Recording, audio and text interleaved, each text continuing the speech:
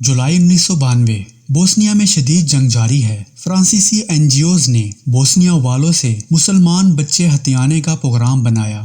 इन्होंने मुसलमान खानदानों से कहा, इस जंग में आपके बच्चे बेमौत मारे जाएंगे, आप इनको हमारे हवाले करें तो हम इनको बाहिफाजत दूसरे यूरोपीय ममालिक में पहुंचाकर इनकी जानें बचा सकते हैं। बोस्निया के एक फुटबॉल ग्राउंड में बहुत सी बसें सर्बी दरिंदों की निगरानी में बच्चों को लेने के लिए तैयार खड़ी थीं। बोस्नवी माएँ ममता के हाथों मजबूर मुकर्ररा वक्त पर ग्राउंड में पहुंच गई थीं। माएँ अपने बच्चों को उठाए और कोई उंगली पकड़े बसों की तरफ बढ़ रही थीं। इनमें से एक माँ अपने जिगर के टुकड़े नहायत खूबसूरत और मासूम बच्चे को यह सबक रटाए जा रही थी कि बेटा याद करो, तुम्हारी माँ आयशा है, तुम्हारा नाम फातेह है, तुम्हारा पता हाउस नंबर 25 स्ट्रीट नंबर 2 अकब इस्लामिक मॉडल स्कूल सराजियो है। उसने कागज पर घर का पता लिखकर अपने बेटे के हाथ में थमा दिया और बोली, बेटा रास्ते में घर का पता याद करते रहना और मुझे खत लिखना। उस माँ को यकीन था कि उसका बेटा बड़ा होकर उसे जरूर याद करेगा और अपनी माँ के पास लौट आएगा और बरसों के प्यार और जुदाई की आग में तड़पती ममता के बेताब बेकरार सीने से लगकर इस बदनसीब के कल्ब जिगर को ठंडक सुकून पहुंचाएगा। फिर कुछ देर बाद वो बसें बच्चों को लेकर अपनी मंजिल की तरफ रवाना हो गईं। बसों के अंदर बच्चों की दिलखराश चीखों, आहों और सिसकियों ने हर इंसान को आंसुओं के समंदर में गर्क करने पर मजबूर कर दिया। वक्त गुजरता गया और इन माओं ने सलेबी दरिंदों का लर्जा देने वाला भयानक खेल यूं देखा कि ये दरिंदे मुसलमान बच्चों की तलाश में रहते और इन बच्चों की उंगलियां काट कर गले का हार बनाते और अपने इस अमल को बहादुरी की अलामत समझते। ये मंजर देखकर अपने बच्चों को अजनबी मंजिलों की तरफ रवाना करने वाली माएँ मुतमईन हो जाती कि हमारे राज दुलारे जहाँ भी हैं, जिस हाल में भी हैं, जिंदा तो हैं। 10 बरस बीत गए। उस पते पर डाकिया एक खत लेकर पहुंचा। एक अधेड़ उम्र खातून दरवाजा खोलकर खत वसूल करती है। इसके हाथ में कुरान था, शायद तिलावत कर रही थी। खत के ऊपर नाम आयशा लिखा था। बूढ़ी औरत ने जल्दी जल्दी खत खोलकर पढ़ना शुरू किया।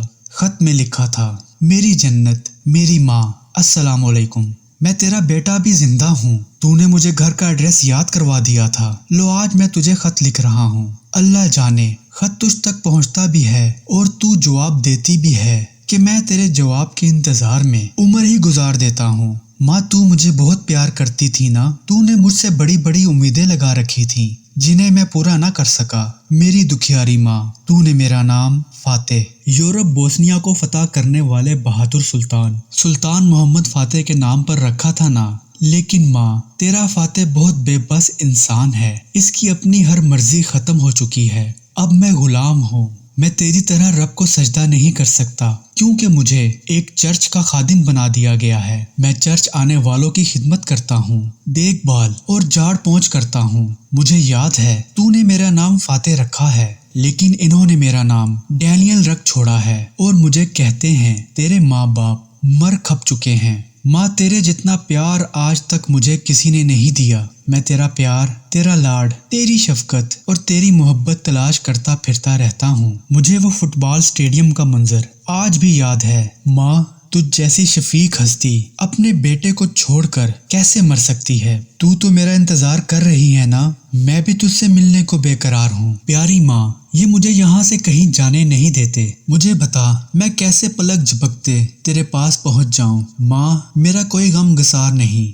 पूरी इस्लामी दुनिया में कोई मेरे गम से आशना नहीं। कोई हमें यहाँ से रहाई दिलाने वाला नहीं। कोई जख्मों पर मरहम रखने वाला नहीं। माँ, मैं तुझे याद कर कर के रोता हूँ, लेकिन तू गम न कर, परेशान न हो, हौसला रख। मैं किसी न किसी तरह जरूर एक दिन तेरे पास पहुँच जाऊंगा इंशाअल्लाह। आखिर में ए माँ, मेरी रिहाई की दुआ कर क्योंकि मुसलमानों में कोई ऐसा फातेह नजर नहीं आ रहा जो हमें आजाद करवा सके। तुम्हारा खोया हुआ बेटा मोहम्मद फातेह। खातून खत पढ़कर रो पड़ी और बोली, बेटा तेरी माँ हर हफ्ते पोस्ट ऑफिस जाती रही कि शायद इसके लाल का संदेशा आया हो। एक दिन सर्बियों से अपनी इज्जत बचाते बचाते उनकी गोलियों का निशाना बन गई। अब तेरी माँ से तेरी मुलाकात जन्नत में ही होगी।